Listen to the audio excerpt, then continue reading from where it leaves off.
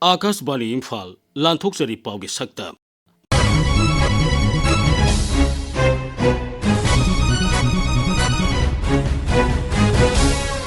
Sakta Masida Tongan ba relief camp singi IDP singa Mukhyamantri ke unaba Nupi singda hena sakti pi bahai bihiramda khananenaba amasung Pradhan Mantri Narendra Modi gi sama kunthra mathoi suba pungningi wa Man Ki Baat Mukhyamantri Yumnam Khemsan Hairi Mahaki Sarkar gi khwaidagi maruoiba pandamdi hawjik irang thogliba kangluk ani gi marakta leiriba thajanadaba asi ko anbani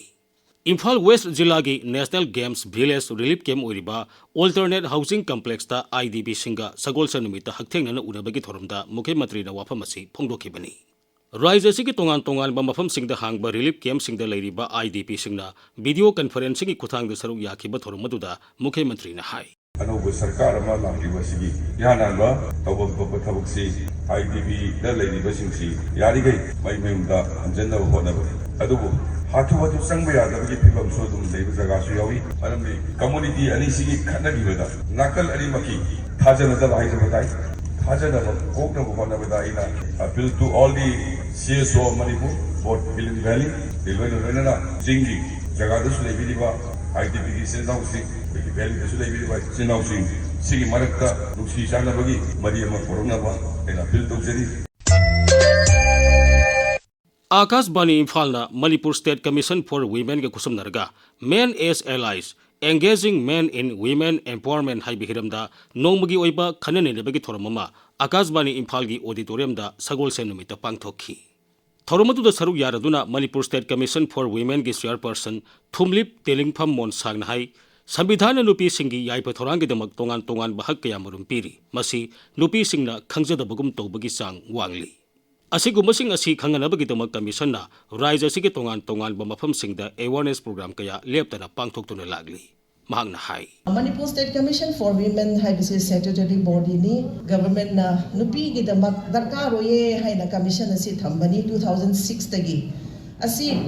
2006 tagi asi statutory body oiraga kari gidamak ta asigumba commission si thambano hairedi nupi singi wakat pham aduga nupi singi rights protect taunaba aduga su investigate taunaba gender based violence or gender based discrimination or harassment adugumba do investigate taunaba maphamni aduga su policy improvement recommend piba government da adugumba nupi gidamak thamba commission ni Sangbidan na nupi singbu protect tauna ngai rights mayam piye nupi masada already empowered tauna ngai gi Sangbidan na piba rights mayam su nupi masana khangdaba mayam leye adugi dambakta akoi na legal awareness si mapam dagi chatlaga akoi si pangthokpani Pradhan Mantri Narendra Modi gi sama kuthama thoi suba pungningi wa Man Ki Baat Akashbani gi thongda ngasi santokre Pradhan Mantri gi pungningi wa asigi matangda Sangai Express Manipuri edition gi editor Khogendra Khomdramna asumna phongdokli Mausagum Prime Minister Sri Narendra Modi na maki pungningi wa role All India Radio gi kuthangda miyamda thamkhre handakki sam kuthama thoi suba edition asida yamna muroi wafam mayam ama thamki wafam sing adugi manungda handakta New Delhi ki Bharat Mandapam da lusan kiba AI Summit Vocal for Local Digital Arrest Organ Donation amadi sports na malem masida India bu masak takpa asina chingba wafam sing thamki handakta lusin kiba AI Summit ki matang da palladuna yamna maruina India gi thodo hendokpa thabak ani na malem masibu ngahanki na Prime Minister na phongdokhi wafam amana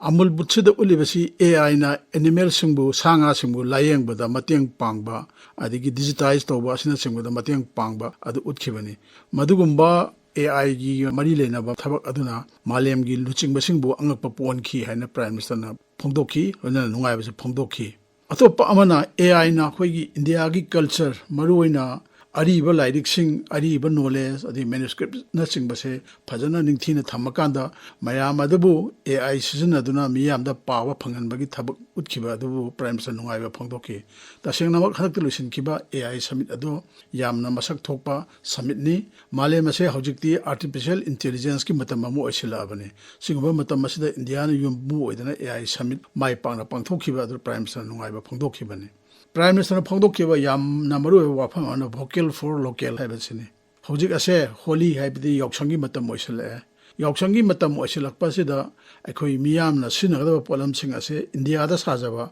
Masagilam the Sajava, Polam Sing Akoi Sizinasi, Madu Sizna Duna, Akoigi, Indiagi Polam Sing Asu, Hene and Putokbanga Manaba, Honaba, Wapam, Prime Minister Tom Kivedu. Holy Festival Latanate Festival, the Su, India Masana Sajava, Polam Sing, Aquin Sinaba, Hibese, Masita Shang have the India Masana, self reliant Oiba, Masagi Potoktan Hinjabangamba, Petrigi Makok Tomoleba, Ama, Oibangamba, the Matang Pangani, Hadan Prime Minister of Pongdokibane. Tashang Harabasu, Akoi India Masa, Ogera, Koi Manipur Masa, Ogera. Mapan Gilebakna Saba Polam ni Haradi Pajay, Apabani, Hadan Sok Tokse. Adu Tashang Harabadi, India the Sadu, Polam Singers, Mapan, Polam Singer, who came to Tadaban, Indiagi Polam Mayama, Indiagi Wang with the Tarukana foreign country, Yamna Panari, Aduga Porian Poche Leba share, Yam Lepisan Pamama Porian, the Satki Gadavani, Madukana de, Indiagi Polam when later Kanda, who India Manunda, Maduki Pesadu Leho Baduna, I quit a Kanabi Hengani, Leba as we had a Sokotpa, Amaporakani, Hyper Prime Minister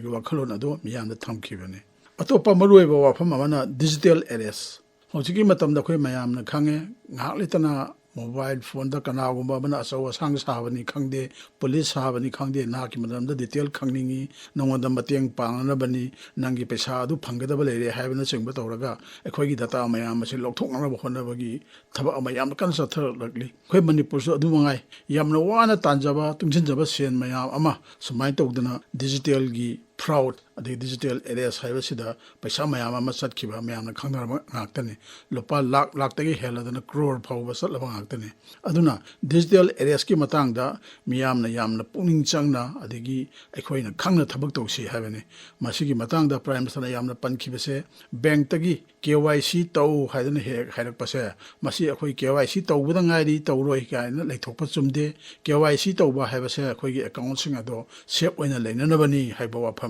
Prime Minister Tamkibani. Aduna, Hojiki Matamasida, digital fraud, digital areas, I would say, Yamna Kanasa Liba, Mi Pata, Heidi, sometimes of a Mui, the Gisel of Toke, Kanba Muising, a Satur Patavani, Masia Queen, Miam, missing nothing, labor to me have a Prime Minister Kaloni. Atopo Pamana organ donation Matangani. Prime Minister High, Kerala the Gi, Alin Chin, Abraham Koba, Sahitara, and I in the Pimasama, Tatara among the Siki. Haiben the Pimasa says secure the Mama Power, wishing the Yamaka Hena, Awabado, Kana, Miangi, Panabo, everybody had a Masana Piggy organ singer, Mingo the donation, Doctor A. The Shang Harabada, meat donation to Wabu Hiro, kidney donation to Wabu Hiro, Te Haxangi part, Mayam, Sinner Siro, but the season of Yaba, the Mayam donation to Wibese, Yamna Pabatabangni, the Shang Miu Begi Dharma, Habado, Madasian Batabangni. Yamna Samna Harabada. Kanagumba Masama Upari, but she rather mu and Magi Mamit Ani do down to Matamda, me and Mamit Ubangam Gadorini.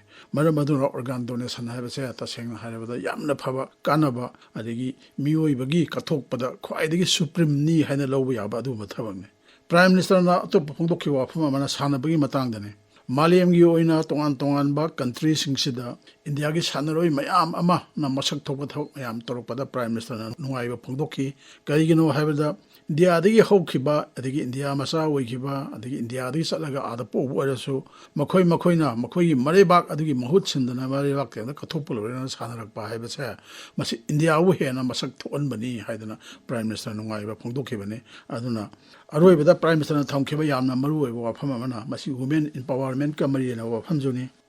South India da Jaya Lalita Harabadi Yam Loina Kangle, South India Kakti India Punamakta Jaya Lalita Haradi Loina Kangle, Matam Sang the Chief Minister Oidana, Leraba Tamil Nadu, Maming Lerabadu Manupini, Mahakima Poknamid Ase Lak Liba Prevari Kunmaridani. Social work the Kangde Ama the Kangde Lebaki Panana Bohana Rambada, Jaya Lalitana, Loki Togdangado, Prime Minister Singtaki Boluna, Magumba, Nipi, Ama Hibasi Atangwani, Mahaku Asugumba, Imagi Masakoraba, Nipi Sing Asigi Saktina, Malemda, Indiabu Masakta, Matang Pangi, Mahakumbama, Nixing Bibase, Yamachumi, Hibawapam, Prime Minister Mahaki, Manki Batki, Samko Tramatoi Suba, Edison the Tamki.